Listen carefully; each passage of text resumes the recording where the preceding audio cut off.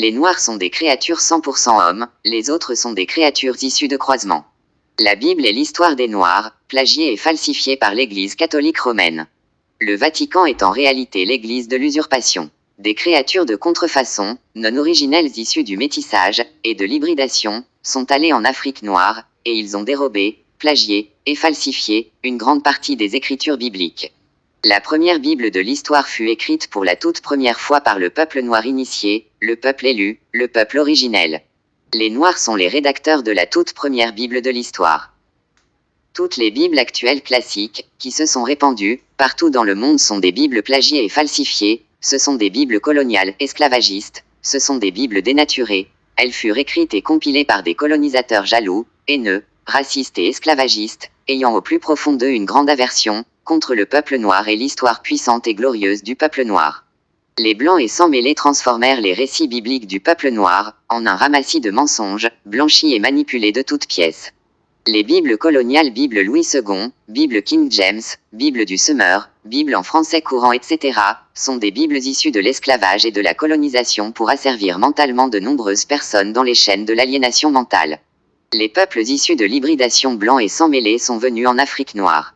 Ayant un amour du pillage comme dans leurs films, Ali Baba et les 40 voleurs, Pirates des Caraïbes, Indiana Jones, etc., mirent en exécution leur conquête au sujet du patrimoine biblique sacré. A dérobé au peuple originel, qui est le peuple noir, le premier peuple qui a foulé ses pieds sur la surface de la terre. Le peuple noir initié était le maître et le gardien de la spiritualité. Le peuple noir avait toute la connaissance de la loi véritable au sujet de la vraie spiritualité authentique originelle.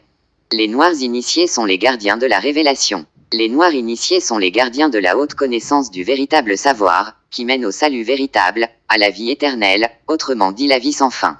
Car la spiritualité est une question de race. Les Noirs sont le peuple élu du Créateur unique. La mélanine que les Noirs ont est une puissante bénédiction dont plusieurs jalousent, la race noire est la race de la perfection. La race de la pureté. Les enfants des anges déchus blancs et sans mêlés se sont concertés pour voler et dérober les parchemins sacrés du peuple noir. Ils usèrent de tromperie, de charme, de barbarie et de ruse, et ils s'accaparèrent les récits bibliques du peuple noir.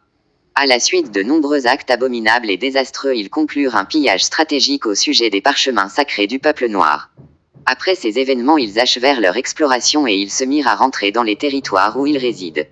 Avec pour belle récolte, ce grand trésor qui est la Bible écrite par le peuple noir. Arrivés dans leur destination dans des régions en dehors de la terre-mère. Les Blancs et sans mêlés se mirent à étudier les récits bibliques, les parchemins, à changer les noms des acteurs, à changer une grande partie des histoires bibliques, en y introduisant des faux noms bibliques selon leur paradigme, pour servir leurs intérêts et leurs passions. Ils se mirent également à blanchir les personnages bibliques dans leurs illustrations de foi issues du mensonge, afin de vouloir se donner une place importante aux yeux du monde entier. Ils se mirent à usurper la place du véritable peuple élu du Créateur unique, c'est-à-dire la place du peuple noir. Les Blancs se mirent à modifier une grande partie des récits sacrés bibliques, en y falsifiant beaucoup de choses, en ajoutant et en retranchant de nombreux points essentiels. Ils falsifièrent les récits bibliques, en y ajoutant des erreurs, des contradictions, et aussi des récits fictifs, des affabulations issues de leurs imaginations perverties, dans le but de corrompre l'homme noir, et ensuite l'humanité tout entière, dans le but ultime de fermer définitivement les portes du paradis, aux hommes du monde, des communs des mortels. Adam, Ève, Moïse, Abraham, Noé, Marie, Jésus, etc. sont des faux noms bibliques. Le nom de Jésus est un faux nom et ce personnage de Jésus n'est ni noir, ni blanc. Car l'image de Jésus est en réalité César Borgia, le fils d'un ancien pape. Le nom de Jésus est une vibration qui n'est pas connue dans le monde spirituel. Jésus est un faux nom biblique.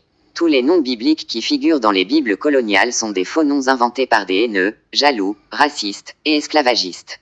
Des personnes jalouses de l'identité du peuple noir qui est le véritable peuple élu du Créateur unique, ont falsifié l'histoire biblique pour remodeler leur image.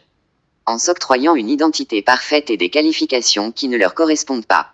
C'est ce qu'on appelle l'usurpation d'identité. Vous devez savoir que le véritable Christ existe, mais il ne s'appelle pas Jésus.